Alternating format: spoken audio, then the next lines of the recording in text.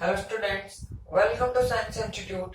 हमने कल पढ़ा था Carnot cycle and Carnot engine, मतलब कार्नो चक्र और कार्नो इंजन के बारे में हमने पढ़ा था कि उसमें कितने प्रक्रम होते हैं, उनमें किस तरह से हम कार्य को कैलकुलेट कर सकते हैं। फिर हमने कार्नो इंजन के द्वारा किए गए कुल कार्य की गणना की थी। तो आपने देखा था कार्नो इंजन के द्वारा कुल किया गया कार्य हमें इतना मिला था -R T2 -T1 log V2 upon V1। बोलो इतना मिला था, इतना ही मिला था भाई। कल हमें कौन सी इक्वेशन आई थी? ये कौन सी इक्वेशन आई थी भाई? जो भी आए वो देख लेना आप लोग, ठीक है ना। अब आप लोगों को पता है ना, यहाँ पर ई बेस होता है हमेशा, तो इसको कन्वर्ट कर देना आपको किसके अंदर, 10 बेस में। 10 बेस में कन्वर्ट करोगे तो यहाँ पर क्या है, मल्टीप्लाई करना पड़ेगा 2.303, और इधर की तरफ T2 माइनस T1 हो जाएगा, और यहाँ क्या हो जाएगा log 10, और ये हो जाएगा V2 अपॉन V1। यहाँ पर ई बेस होता है, ये अगर इसको 10 में ले जाना है तो इसे मल्टीप्लाई करना पड़ेगा। तो ये हमारी फाइनल इक्वेशन आई थी। फाइनल इक्वेशन ये थी, इसको हम इसमें कन्वर्ट कर लेंगे भाई। आज बात करेंगे हम दक्षता पर। दक्षता को रिप्रेजेंट किया जाता है नीटा से। किससे रिप्रेजेंट किया जाता है भाई? दक्षता को ईटा से रिप्रेजेंट किया जाता है। ऐसे लिखते हैं ईटा को। होती क्या है, ईटा बराबर होता है किए गए कार्य का परिमाण, मतलब कार्नो इंजन जितना भी कार्य करेगा, कितना कार्य किया, इतना कार्य किया, इस कार्य का परिमाण, मतलब इसका जो भी मैग्नीट्यूड हो, इसका लेना है आपको परिमाण। उसके मान में अवशोषित की गई उष्मा, अवशोषित कितनी उष्मा की थी कल? Q2। आपको पता है समतापी, पहले वाले प्रोसेस में Q2 आया था, दूसरे वाले प्रोसेस में Q1 आया था। तो ये उष्मा तो उसने एब्जॉर्ब की थी, किसी से ग्रहण की, अब्जॉर्ब की, और इसको उसने रिलीज कर दिया था। तो अब्जॉर्ब हीट हो जाएगी Q2 एंड रिलीज हीट हो जाएगी Q1। तो यहाँ से अब्जॉर्ब हीट की बात करेंगे तो किसकी वैल्यू आएगी भाई? Q2 की वैल्यू आएगी। बोलो आएगी कि नहीं आएगी? आएगी। तो ये होती है दक्षता, मतलब किए गए कार्य का परिमाण और ग्रहण की गई उष्मा का अनुपात ही क्या कहलाता है? ईटा कहलाता है, या दक्षता कहलाती है।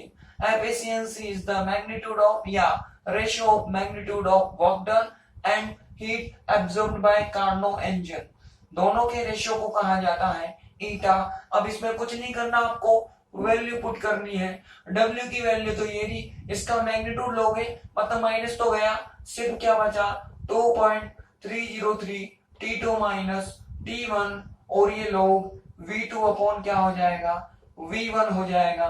कल हमने Q2 निकाला था, Q2 निकाला तो कितना आया था भाई? R T2 आया था, और लोग V2 अपॉन V1 था, लेकिन यहाँ पर ई बेस चल रहा था। ध्यान से देख लेना, ई बेस था। इसको किस में कन्वर्ट करना पड़ेगा?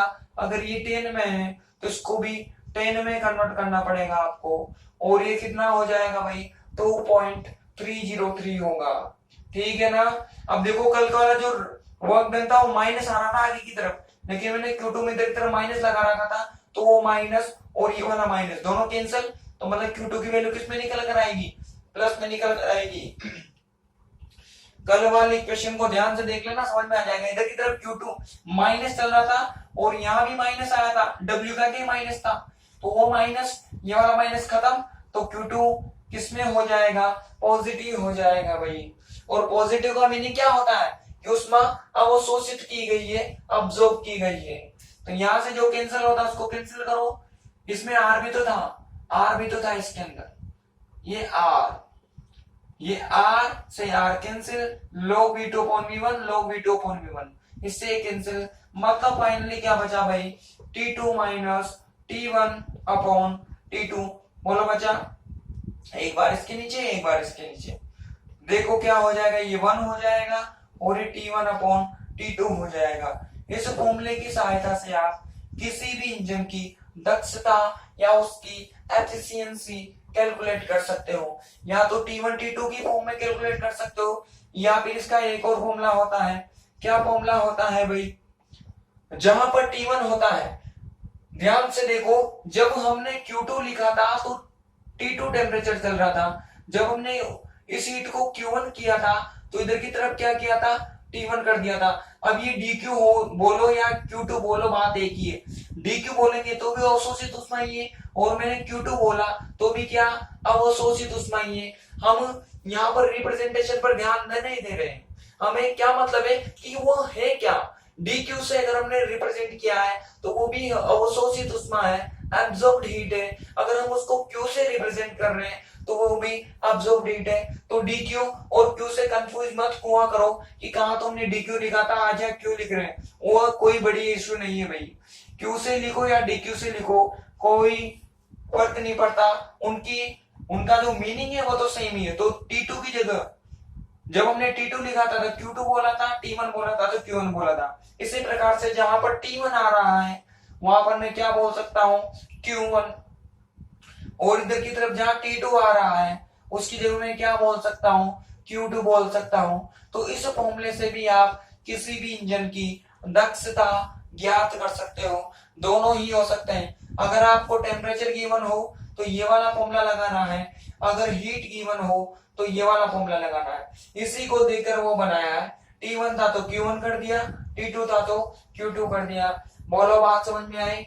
इस फॉर्मूले से आप किसी भी इंजन की दक्षता या उसकी एफिशिएंसी कैलकुलेट कर सकते हो भाई।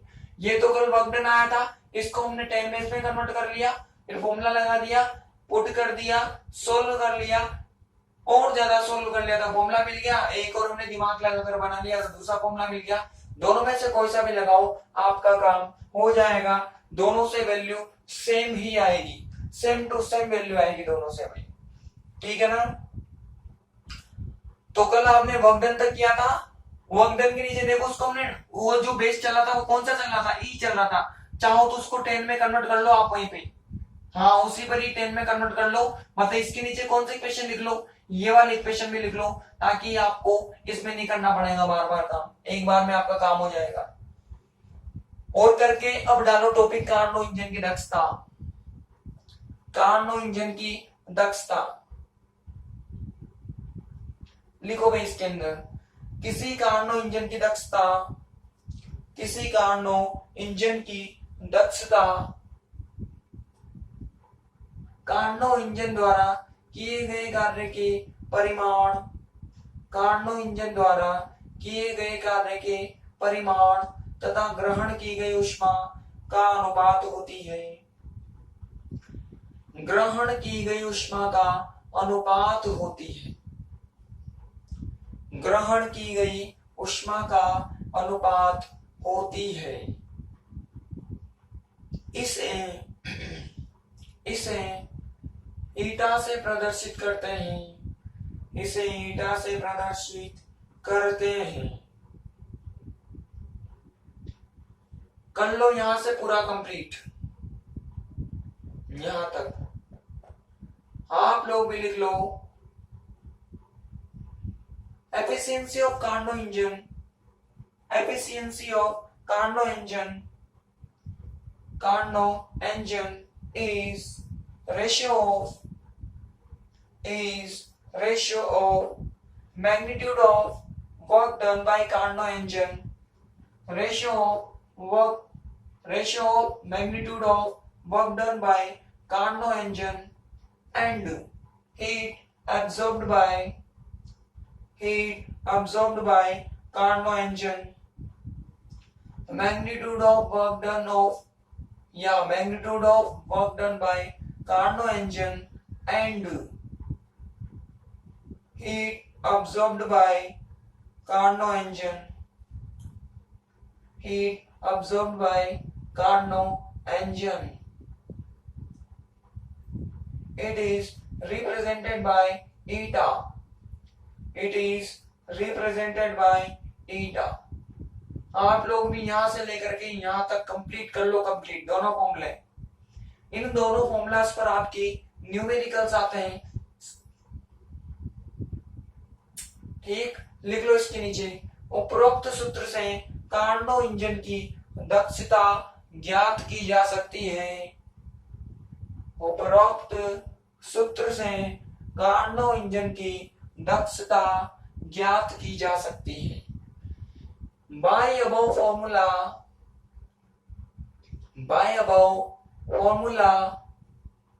efficiency of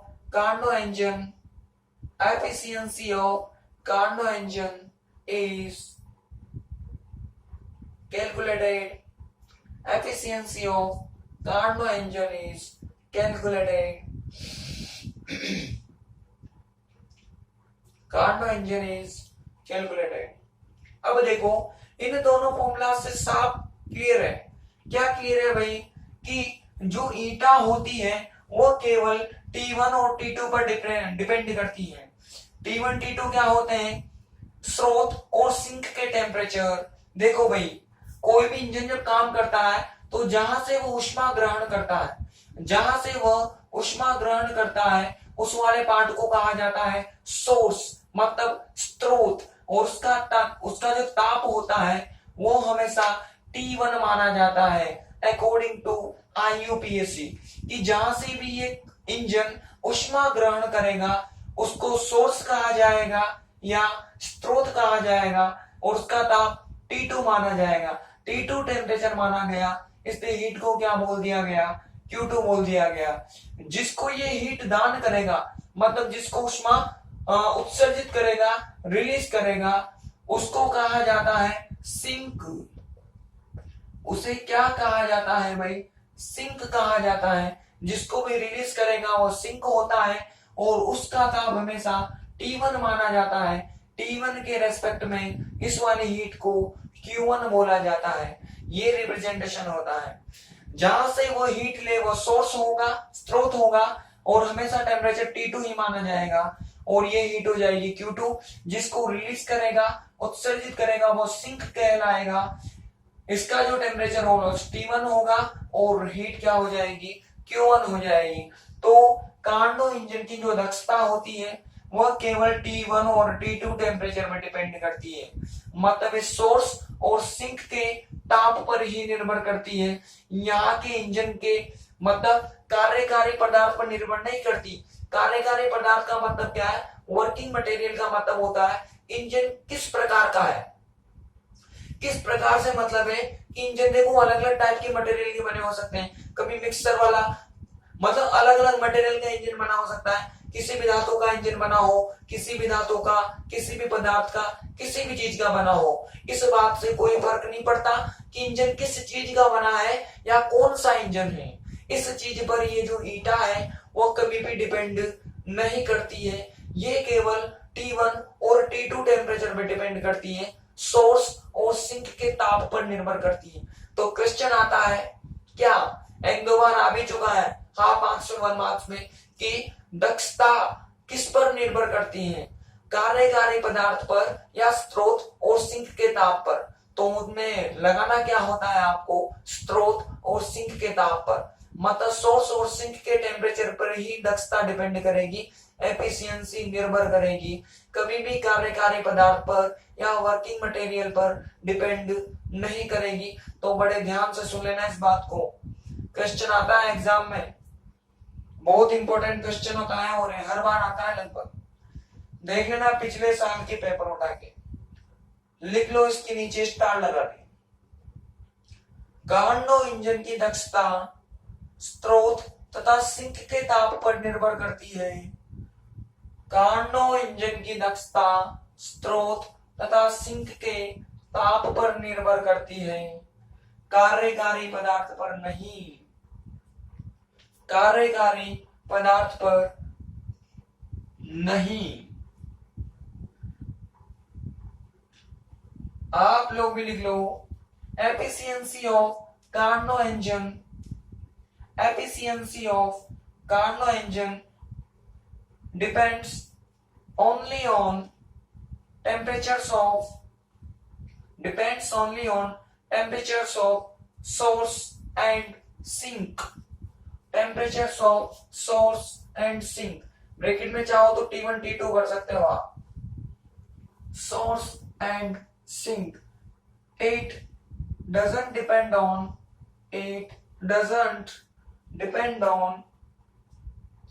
working material. It doesn't depend on working material, working material. ठीक, अब इस पे न्यूमेरिकल आते हैं आपके, मैंने कहा है आप लोगों से, तो न्यूमेरिकल लिखो। पहला न्यूमेरिकल लिखो भाई, एक कार्नो इंजन, एक कार्नो इंजन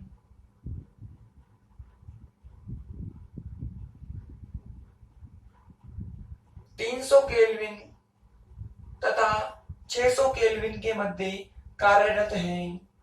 300 केल्विन तथा 600 केल्विन के मध्य कार्यरत है। इस इंजन की दक्षता ज्ञात करो, इस इंजन की दक्षता ज्ञात करो। A Carnot engine is working between, a Carnot engine is working between 300 Kelvin and 600 Kelvin temperature, 300 Kelvin and 600 Kelvin temperature. Then calculate efficiency of Carnot engine. Then calculate efficiency of Carnot engine. बहुत easy numerical है भाई ये वाला। देखो कैसे करेंगे, एक तो मैं करवाता ही हूं आप लोगों को पता है, और एक मैं घर से करने के लिए देता हूं।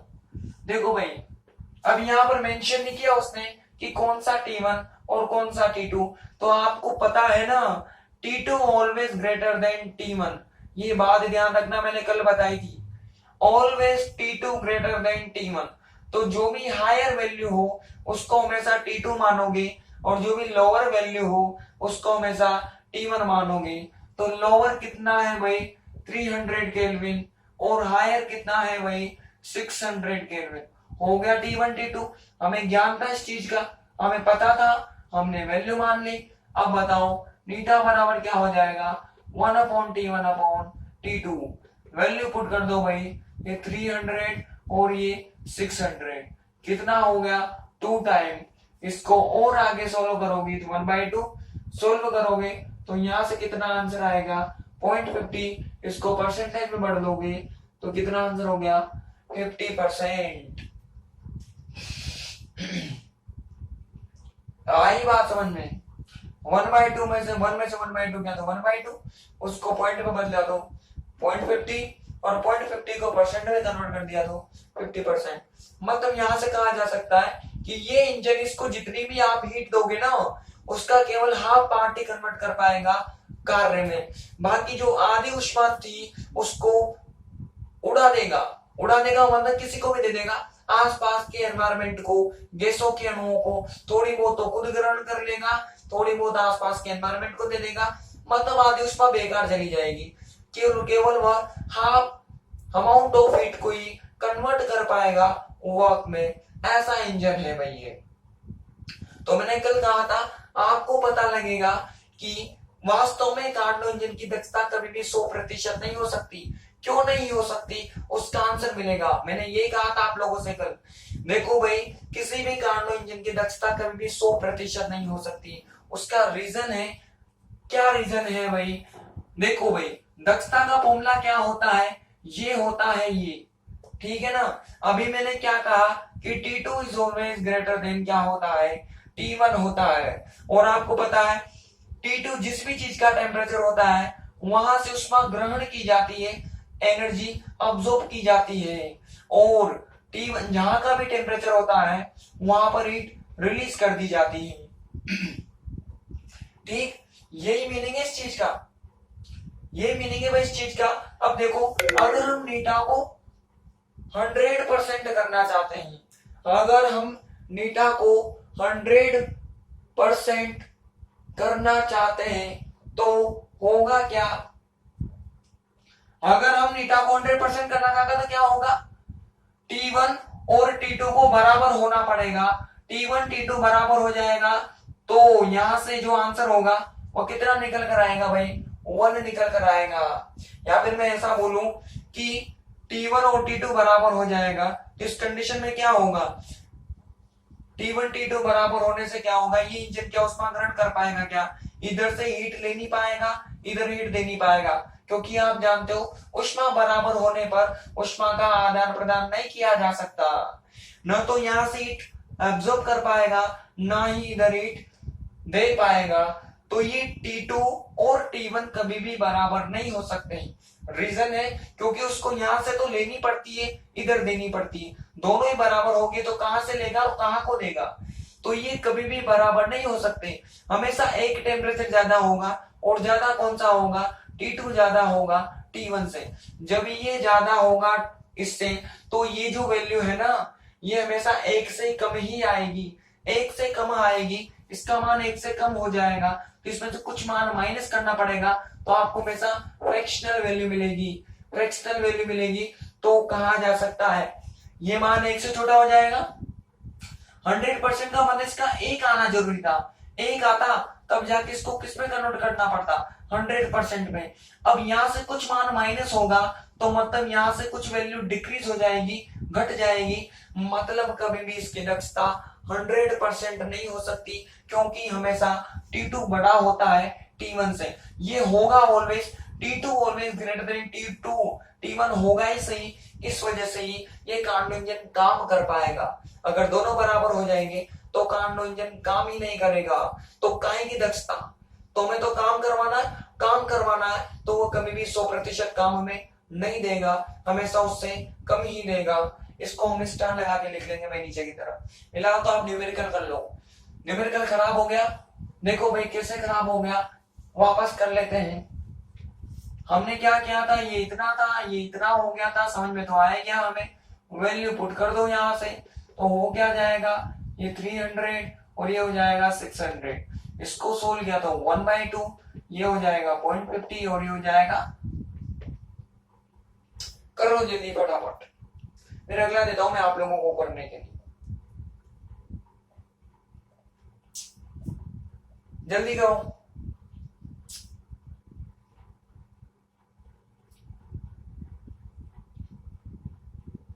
हाँ भाई कर लिया होगा। अगला देखो,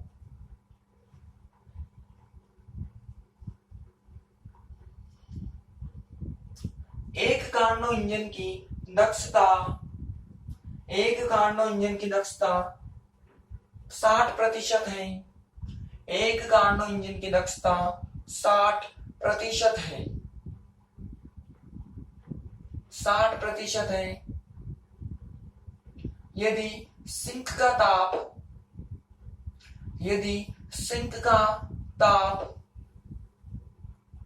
350 केल्विन हो तो स्रोत का ताप ज्ञात करो। यदि सिंक का ताप 350 केल्विन है तो स्रोत का ताप ज्ञात करो। ठीक, आप लोग भी लिख लो। Efficiency of a Carnot engine is 60%.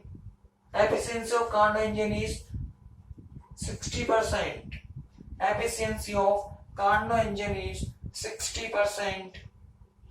60%. If temperature of sink is 350 Kelvin, if temperature of sink is 350 Kelvin, then calculate temperature of source.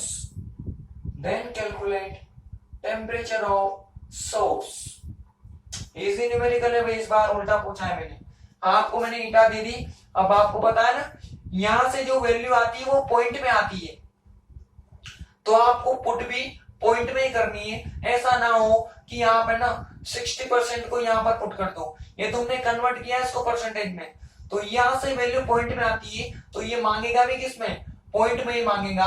तो पहले 60% को आप परसेंटेज हटाओगे उसको पॉइंट में कन्वर्ट करोगे, तो 0.60 आ जाएगा या 0.6 आ जाएगा। वैल्यू पुट करना, ये गिवन कर दिया, ये निकालना है, एक वैल्यू निकालनी, सोल्व करना, आपको आ जाएगा। बहुत किए होंगे आपने ऐसे न्यूमेरिकल्स। ठीक, ये हो गया भाई न्यूमेरिकल का काम खत्म। अब अगला टॉपिक, इस फॉर्मूले में बहुत न्यूमेरिकल आते हैं भाई, बहुत ज्यादा। अब स्टार लगा के लिखो जो मैंने बात बोली थी, लिखो भाई। किसी भी कार्नो इंजन की दक्षता 100% नहीं हो सकती। किसी भी कार्नो इंजन की दक्षता 100% नहीं हो सकती।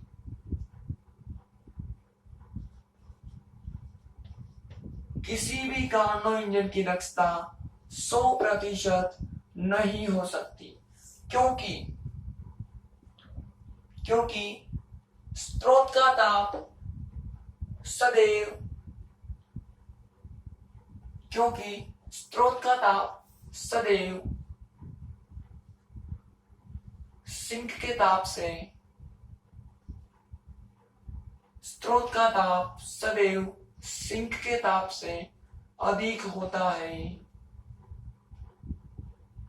अर्थात T2 always greater than T1 होता है।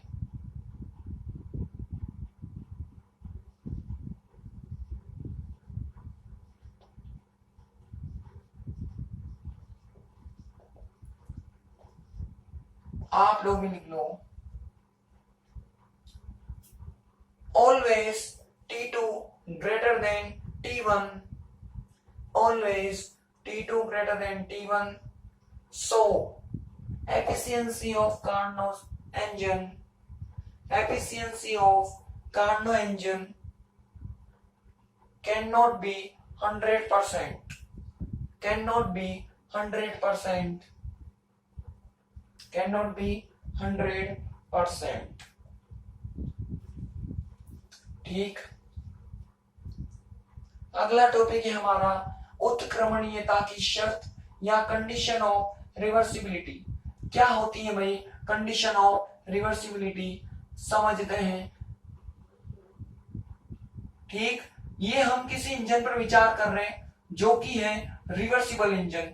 आ गई बात समझ में। हम किसी रिवर्सिबल इंजन पर विचार करना चाहते हैं।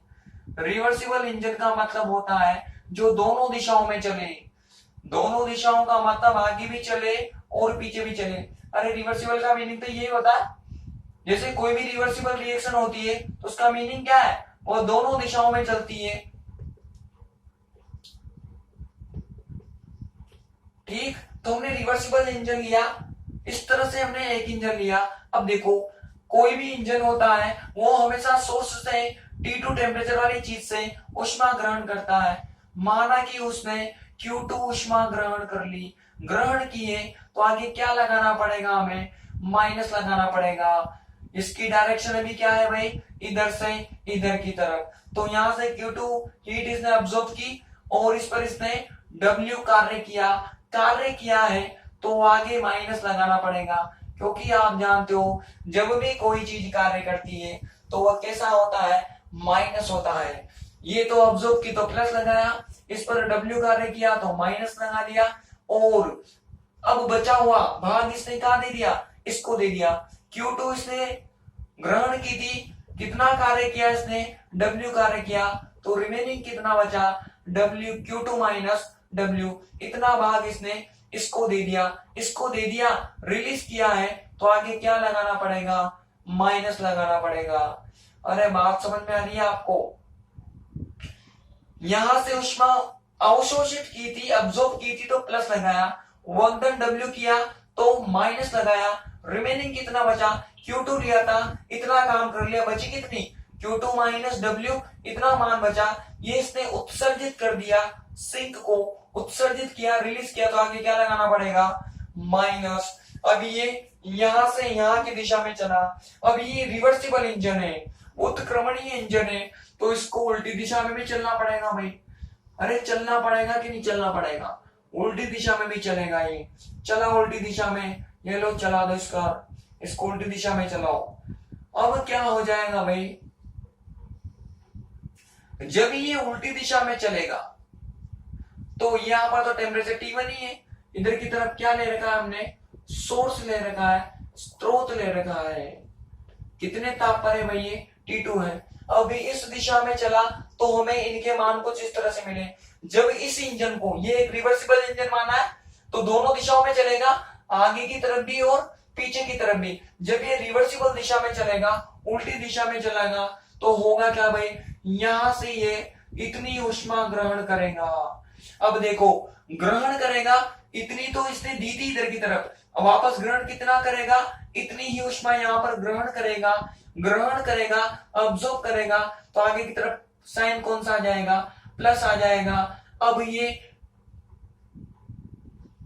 इस पर कार्य करेगा कितना, W कार्य करेगा, उसके बाद में कितनी ऊष्मा इसने दान कर दी, कहां की कहां, इधर से इधर की चला, अब कहां से कहां की तरफ, यहां से यहां की तरफ चलेगा, तो इधर की तरफ कितनी ऊष्मा आएगी, Q2 ऊष्मा आएगी।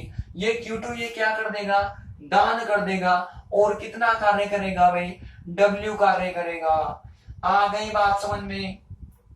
अब देखो आपको लग रहा होगा मैंने W के आगे माइनस नहीं लगाया, वो माइनस आएगा भी नहीं। देखो इसमें से इसको माइनस करूंगा ना मैं, तो यहाँ पे ऑटोमेटिक प्लस W बचेगा भाई, ठीक है ना।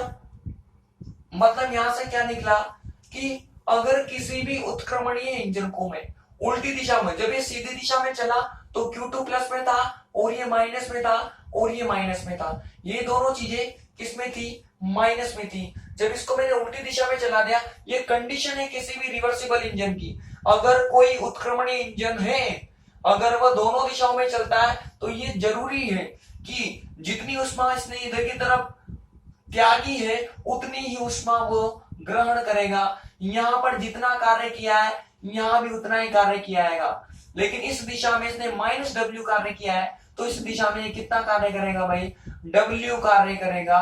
और इधर की तरफ इसने Q2 ली थी तो वापस कितनी दान कर देगा, Q2 दान कर देगा, Q2 रिलीज कर देगा, मतलब यहाँ पर माइनस आ जाएगा। तो फर्क क्या नजर आया, यहाँ पर Q2, यहाँ पर Q2, यहाँ पर W, यहाँ पर W, इधर की तरफ इतना, इधर की तरफ इतना, फर्क कितना, यहाँ माइनस है तो यहाँ प्लस आ गया, यहाँ भी माइनस है तो यहाँ प्लस, इधर प्लस है तो इधर माइनस। मतलब इन ऊष्माओं के और कार्य के परिमाण में कोई परिवर्तन नहीं होता, इनके मैग्नीट्यूड में किसी भी प्रकार का कोई परिवर्तन नहीं होता।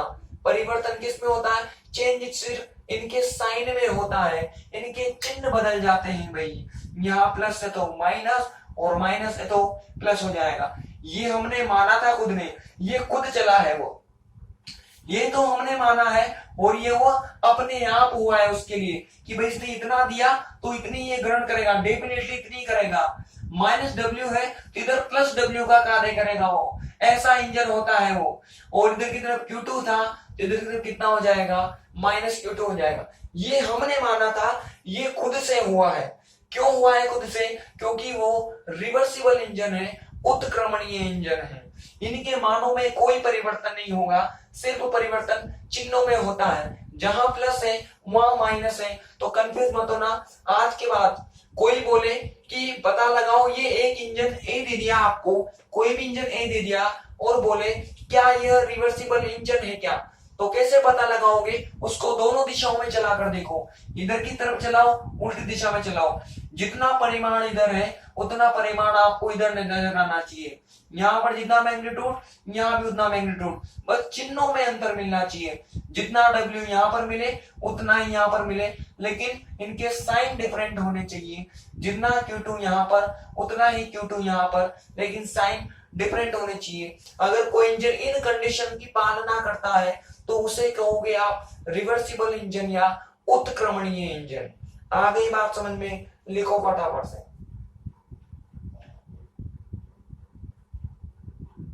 यदि कोई इंजन उत्क्रमणीय इंजन होता है तो, यदि कोई इंजन उत्क्रमणीय इंजन होता है तो,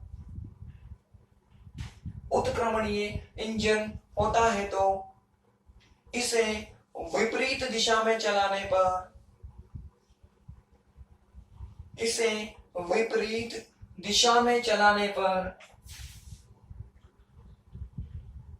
अवशोषित ऊष्मा, अवशोषित ऊष्मा, उत्सर्जित ऊष्मा, अवशोषित ऊष्मा, उत्सर्जित ऊष्मा, कोमा किए गए कार्य के परिमाण में कोई परिवर्तन नहीं होता, किए गए कार्य के परिमाण में कोई परिवर्तन नहीं होता, लेकिन इनके चिन्ह परिवर्तित हो जाते हैं, लेकिन इनके चिन्ह परिवर्तित हो जाते हैं। इस शर्त की पालना करने वाले इंजन को उत्क्रमणीय इंजन कहा जाता है। इस शर्त की पालना करने वाले इंजन को उत्क्रमणीय इंजन कहा जाता है। उत्क्रमणीय इंजन कहा जाता है।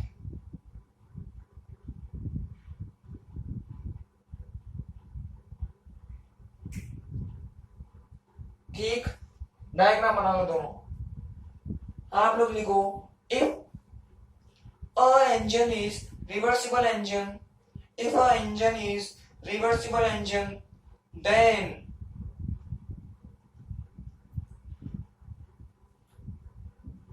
when it is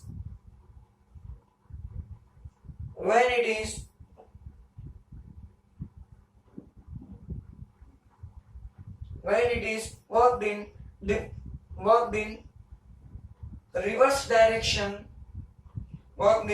reverse direction, then magnitudes of absorbed heat,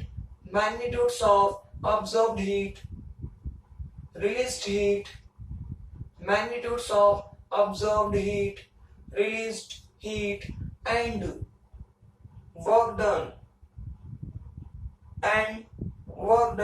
is same, but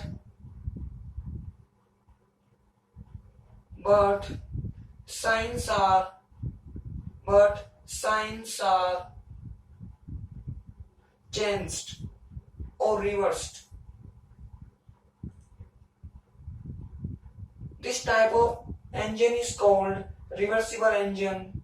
This type of engine is called reversible engine. This type of engine is called reversible engine. कर लो भाई, इसको दोनों डायग्राम बना लो। ये होगी उत्क्रमणीयता की शर्त। कल हम बात करेंगे कार्नो प्रमेय पर या कार्नो थ्योरम पर बात करेंगे। कार्नो इंजन बनाने के बाद में कार्नो ने एक थ्योरम का निर्माण किया था, जिसमें उसने सिद्ध किया था कि यदि दो इंजन समान तापों पर कार्यरत है तो उनकी दक्षता हमेशा सेम होगी, ऑलवेज इक्वल होगी। लेकिन कंडीशन क्या है? टेम्परेचर सेम होना चाहिए। अगर सेम टेम्परेचर पर चलाओगे तो सेम एफिशिएंसी निकल कर आएगी। तो वो हमें प्रूव करना है कल कि किस तरह से उनकी एफिशिएंसी सेम होती है। ये हम कल करेंगे भाई। आज के लेक्चर में कोई दिक्कत हो, कोई समस्या हो, परेशानी हो तो आप कमेंट कर सकते हो।